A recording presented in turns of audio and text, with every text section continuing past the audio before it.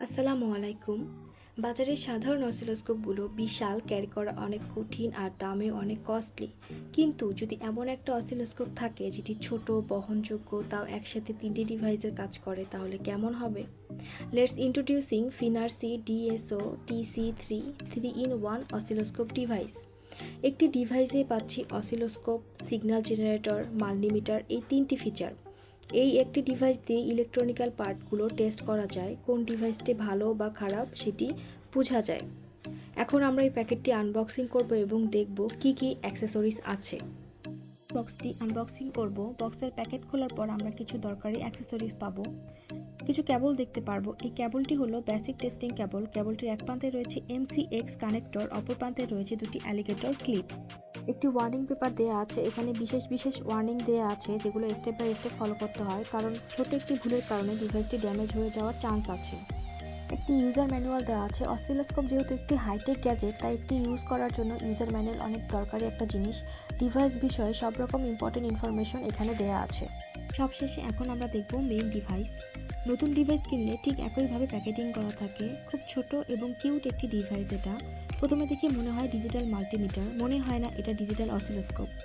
চলুন এবার ডিভাইস সম্পর্কে জেনে আসি। প্রথমত এটা হলো 500 kilo হার্জের oscilloscope.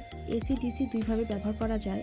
10 kilo hertz output frequency electronic component test করা যায়, সিগন্যাল জেনারেট করতে পারে, কন্টিনিউটি টেস্ট করা যায়, শর্ট সার্কিট বের করা যায়। এবার আমরা এটার দৈর্ঘ্য এবং প্রস্থ জেনে আসি। এটার দৈর্ঘ্য হলো মাত্র 4 ইঞ্চি এবং প্রস্থ হলো 3 ইঞ্চি। ডিসপ্লে হলো 2.4 ইঞ্চি। TFT LCD colour screen, graph সহ পরিষ্কার দেখা যায়, ছোট লেখা সব পড়া যায়। এটা হলো full body plastic build, premium plastic use করা হয়েছে, সাথে দারুণ finishing, very eye catching colour combination.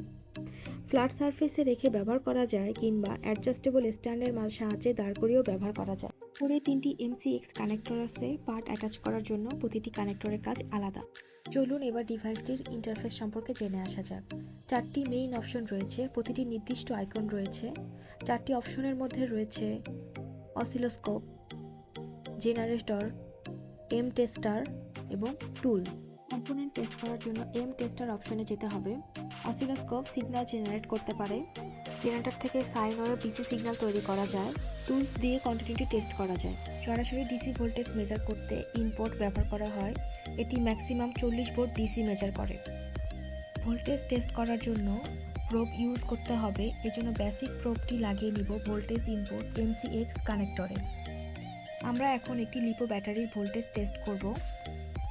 Polarity maintain করতে হবে। কানেকশন পেয়ে গেলেই দেখতে পারবো ভোল্টেজটি কত, দেখতে পারবো ব্যাটারিতে কত ভোল্ট আছে। খুব অ্যাকুরেট ভোল্টেজ দেখা যায়। শুধুমাত্র ভোল্টেজ নয়, সার্কিটের যে কোনো ভোল্টেজ এটি মেজার করতে পারে। এটা ম্যাক্সিমাম 40 ভোল্ট পর্যন্ত মেজার করতে পারে। ভোল্টেজ টেস্ট করার জন্য আমাদেরকে অবশ্যই পোলারিটি মেনটেন করতে হবে। নেগেটিভ পজিটিভ কানেকশন আমাদেরকে কারেক্টলি দিতে হবে। কানেকশন পেয়ে গেলেই দেখতে পারবো ভোল্টেজ কত। আমাদের স্ক্রিনে সেটা আমরা দেখতে পারবো যে ভোল্টেজটা কত হয়েছে। খুব অ্যাকুরেট ভোল্টেজ দেখা যায়। শুধুমাত্র ব্যাটারি নয়, সার্কিটের যে কোনো ভোল্টেজ এটা দিয়ে আমরা মেজার করতে পারবো।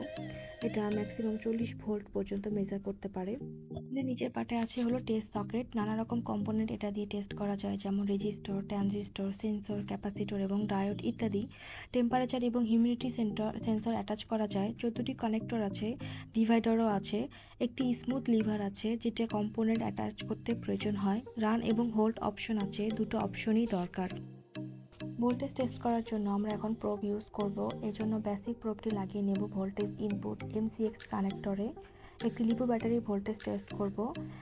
স্ক্রিনে দেখতে পাচ্ছি যে আসলে ব্যাটারিটির ভোল্টেজ কত। ব্যাটারিটির ভোল্টেজ 11 সামথিং। কম্পোনেন্ট টেস্ট করার জন্য এখন আমরা এম টেস্টার অপশনে যাব।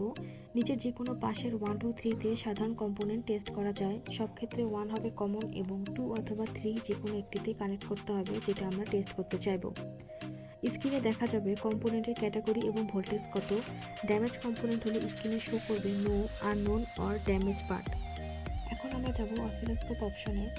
অসিলোস্কোপ দিয়ে ভোল্টেজ সিগন্যালকে ওয়েভ ফর্মে দেখা যায়। ওয়েভ ফর্মের পরিবর্তন দেখে আমরা সিগন্যালটাকে বুঝতে পারি। অসিলোস্কোপের মাধ্যমে আমরা দুটি গ্রাফ দেখতে পাই, একটি হচ্ছে ভার্টিক্যাল আর একটি হচ্ছে হরিজন্টাল গ্রাফ। ভার্টিক্যাল এবং হরিজন্টাল গ্রাফ থেকে ধারণা পাওয়া যায় উপরে নিচে ভোল্টেজ বোঝায় এবং ডানে এবং বামে বোঝায় সময়ের হিসাব। অর্থাৎ ভার্টিক্যাল আর হরিজন্টাল এই দুইটার গ্রাফের মাধ্যমে আমরা ভোল্টেজ এবং সময়টাকে আলাদা করে মেজার করতে পারি। এখন আমরা চলে যাব সিগন্যাল জেনারেটর অপশনে। এটা হলো সিগন্যাল জেনারেটরের ইন্টারফেস। এখান থেকে signal wave, square wave, pulse, triangle, ramp এবং ডিসি সিগন্যাল তৈরি করা যায়।